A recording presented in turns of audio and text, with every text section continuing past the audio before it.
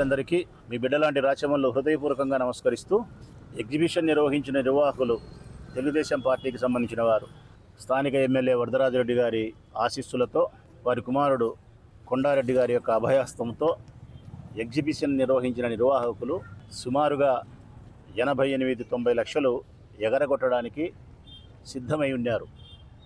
అది మీ ధనమే ప్రజలారా, ప్రజలకు సంబంధించినటువంటి ధనమే. అది మున్సిపల్ ఖజానాకు చేరాలి. ఆ డబ్బుతోనే రోడ్డు, కాలువ, మంచు పనులు, అభివృద్ధి పనులు మనం చేసుకుంటాం. అయితే ఆ డబ్బు మీకు చెందవలసిన, మీ అభివృద్ధి కొరకు వినియోగించవలసిన డబ్బును తెలుగుదేశం పార్టీ నాయకులు వాళ్ళ స్వార్థానికి ఎగరగొట్టే ప్రయత్నం చేస్తే, అది కూడా మీ దగ్గర నుంచి 35 రూపాయలు టికెట్ తీసుకోవాల్సి ఉంటే 100 రూపాయలు టికెట్ తీసుకున్నారు. మున్సిపల్ చైర్మన్ భీమనపల్లి లక్ష్మీదేవి గారు ఖరారు చేసినది 35 రూపాయలే టికెట్ పెద్దలకు, పిల్లలకైతే 25. అది కూడా అన్యాయంగా, అక్రమంగా వరదరాజరెడ్డి ఆశీస్సులతో, కొండారెడ్డి ఆశీస్సులతో 100 రూపాయలు రాబట్టారు. దానికి వాళ్ళు ఇప్పటివరకు సమాధానం చెప్పలే. సరే, మీ దగ్గర రాబట్టినారు కదా, కనీసం మున్సిపాలిటీ కట్టాల్సిన డబ్బైనా కట్టాలంటే అది కూడా కట్టకుండా 90 లక్షలు ఎగరగొట్టే ప్రయత్నం చేసినారు. ఈ నేపథ్యంలో ప్రజాధనాన్ని కాపాడాలన్న ఏకైక లక్ష్యంతో వైఎస్ఆర్ కాంగ్రెస్ పార్టీ నాయకత్వంలో మా కౌన్సిలర్లు కానీ, చైర్మన్ గారు కానీ, వైస్ చైర్మన్ ఇద్దరు కానీ, నేను కానీ, మా పార్టీ పెద్దలు కానీ అందరం కలిసి రిలే నిరాహార దీక్ష నిర్వహించినాం. పొద్దుటూరు పురపాలక సంఘ ఆఫీస్ ఎదుట దీక్ష చేసినాం. దాదాపుగా ఈరోజు 15 రోజులు అవుతా ఉంది, 13-14 రోజులు అవుతుందంట మేము దీక్ష చేయబట్టి. ఉదయం 10 గంటలకు రావడం, సాయంకాలం 5 గంటల వరకు ఏవి ఆహారం తీసుకోకుండా ఇక్కడ కూర్చోవడం. అందరూ ఇందులో మహిళలు కూడా, చెల్లెమ్మలు కూడా రోజు పాల్గొంటున్నారు పాపం. ఒకవైపు కోర్టులో కూడా వేసినాం, డబ్బు కట్టాలా, కమిషనర్ గారు రూల్స్ను వైలేట్ చేసినారు. అంటే అంత డబ్బు కట్టిన తర్వాతనే వర్క్ ఆర్డర్ ఇవ్వాలా, ఎగ్జిబిషన్ అక్కడ సామాన్లు దించుకోవాలా అని.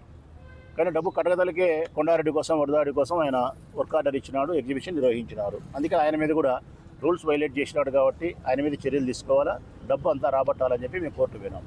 కోర్టులో పూర్తిగా గౌరవ హైకోర్టు వారు మాకు అనుకూలంగా, ప్రజలకు అనుకూలంగా, న్యాయానికి అనుకూలంగా అనేక మార్లు చెప్పడం వలన కమిషన్కి విధిలేని పరిస్థితి ఆసన్నమైంది. డిఎంఏ గారు కూడా నోటీసులు జారీ చేయడం చేత కమిషన్ మీద పూర్తి స్థాయిలో ఒత్తిడి బిల్డప్ అయింది. అటువైపు కమిషనర్కు ఒకవైపు ప్రభుత్వ ఉన్నతాధికారులు కోర్టు నుంచి ఒత్తిడింది, మరొక వైపు మున్సిపల్ ఆఫీస్ ఎదురుగా మేము ఇంతమంది కౌన్సిలర్లు, ఇంతమంది చైర్మన్లు, ఇంతమంది పార్టీ కార్యకర్తలము, నేను అందరం కలిసి 13-14 రోజులుగా ఉదయం నుంచి సాయంకాలం వరకు రిలే దీక్షలు చేయడం వలన ఆయనకు ప్రజాక్షేత్రంలోనూ ఒత్తిడి స్టార్ట్ అయింది, ప్రభుత్వ అధికారులతోనూ ఒత్తిడి స్టార్ట్ అయింది, న్యాయస్థానంలోనూ ఒత్తిడి స్టార్ట్ అయ్యేతలకి విధి లేని పరిస్థితుల్లో డబ్బు కట్టించడానికి శ్రీకారం చుట్టినారు.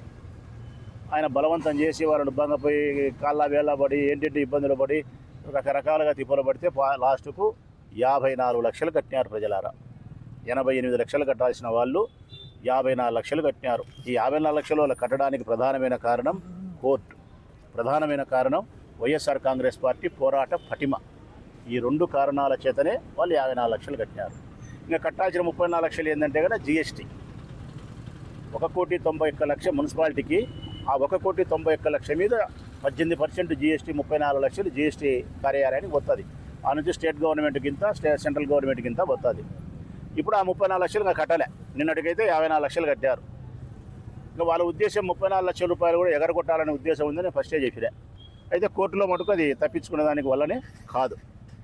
రాగిన 50 పైసల నుంచి హైకోర్టు రాబడుతుంది. మేము కోర్టులో కరెక్ట్గా మేము న్యాయస్థానంలో పోరాటం చేస్తున్నాం కాబట్టి ఇబ్బంది లేదు.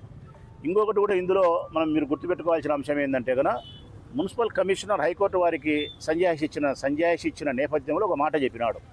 వాళ్ళు డబ్బులు ఎగరగొట్టి పోకుండా నేను ఎగ్జిబిషన్ నిర్వాహకుల యొక్క ఎగ్జిబిషన్ సామాన్లు అన్నింటినీ కూడా అనిపిసెంట్ మున్సిపల్ హై స్కూల్ గ్రౌండ్లో ఉన్నాయి కదా, ఆ ఎగ్జిబిషన్ సంబంధించిన సామాన్లన్నింటినీ నేను సీజ్ చేసేసినాను. మా ఉద్యోగస్తులు అక్కడ కాయలు పెట్టి డ్యూటీలు వేసినాను. మాకు రావాల్సిన డబ్బు వచ్చిన తర్వాతనే అక్కడ నుంచి సామాన్లు వాళ్ళు లిఫ్ట్ తీసుకుపోయేటట్టు ఏర్పాటు చేసినా కాబట్టి భయపడాల్సిన అవసరం లేదని గౌరవ హైకోర్టు వారికి ఆయన తెలియజేసినాడు. ఇప్పుడు నేనేం చెప్తానంటే కనుక, ఇంకా 34 లక్షలు రావాలా, ఆ 34 లక్షల రూపాయలు ఎగరగొట్టేదానికి వాళ్ళు ప్రయత్నం చేస్తున్నారు. అది ఒప్పుకోవడానికి కుదరదు. మున్సిపల్ కమిషనర్ గారికి హెచ్చరిక చేస్తూ ఉన్నాం. న్యాయస్థానంలో నీకు అక్షింతలు పడేది కాదు, సస్పెన్షన్ అయ్యే పరిస్థితులు కూడా వస్తాయి. అందులో న్యాయస్థానానికి నువ్వు ఒప్పుకున్నావు సీజ్ చేసినానని. ఇప్పుడు నేను నీకు చెప్తా ఉన్నా, న్యాయస్థానానికి నువ్వు ఇచ్చిన మాట ప్రకారము నువ్వు అక్కడ ఉండబడిన సామాన్లను సీజ్ చేసినావు కాబట్టి 34 లక్షల రూపాయలు జిఎస్టీ డబ్బు వచ్చేంత వరకు ఒక్క సామాను బయటకు పోయినా కూడా మేము కూడా డేగ కళ్ళతో పరిశీలిస్తూనే ఉంటాం. ఇక్కడ నువ్వేదైనా పొరపాటు చేస్తే న్యాయస్థానానికి దాన్ని తెలియజేస్తాము. ఇది ఒకటి. రెండవది, 26వ తారీఖున వాయిదా ఉంది. దీనికి సంబంధించిన హైకోర్టులోనే ఉంది.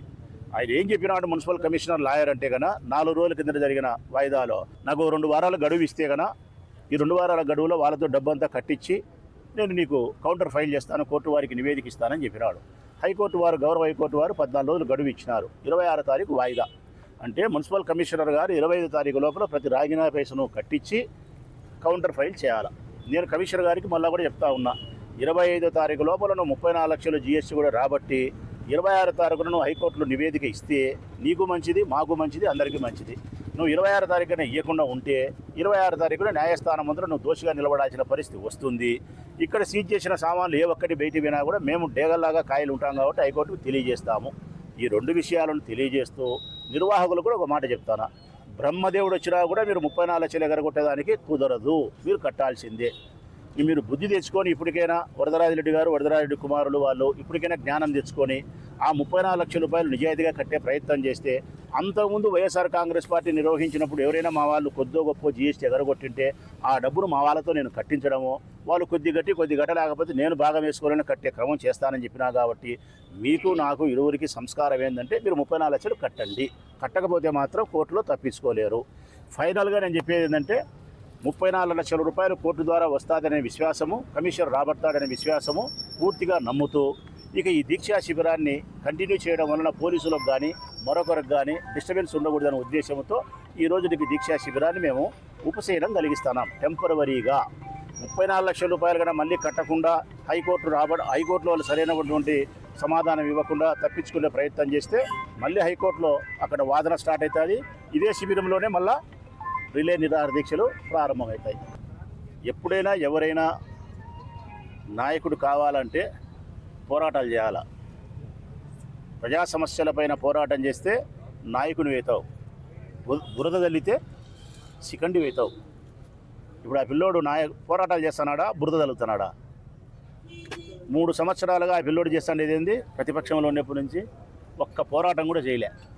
ఈరోజు మేము మెడికల్ కాలేజీలు అంటే పోరాటం, కరెంటు బిల్లులు అంటే పోరాటం, ఇసుక అంటే పోరాటం, ఫీజు రియంబర్స్మెంట్ అంటే పోరాటం, రైతులకు అంటే పోరాటం, సంక్షేమ పథకాలంటే పోరాటం, నకిలీ మద్యం అంటే పోరాటం.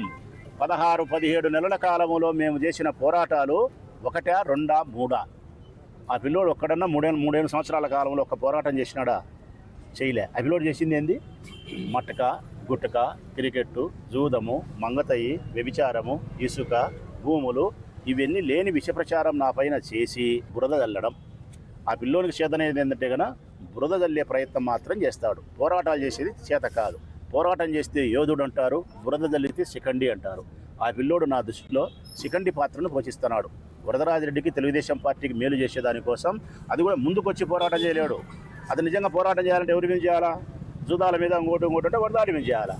వరదరాజు మీద పోరాటం చేసే శక్తి లేదు, చేయడు. ఏం చేస్తున్నాడు? శిఖండి పాత్ర పోషిస్తున్నాడు. ఫైనల్గా ఆ పిల్లోని నేను చెప్పేది ఏంటంటే కనుక ఆ పిల్లోని స్టేట్మెంట్లకు నేను సమాధానం ఇచ్చే పరిస్థితుల్లో కూడా లేను. మా కాజా ఇస్తాడు, కావాల్సింటే వంశీ ఇస్తాడు. నేను ఆ పిల్లోని చెప్పేది ఏంటంటే కనుక ఇప్పటి నుంచైనా నువ్వు పోరాటాలు చెయ్యి, యోధుని వేతావు, బురద దల్లాకు శిఖండి వేతావు.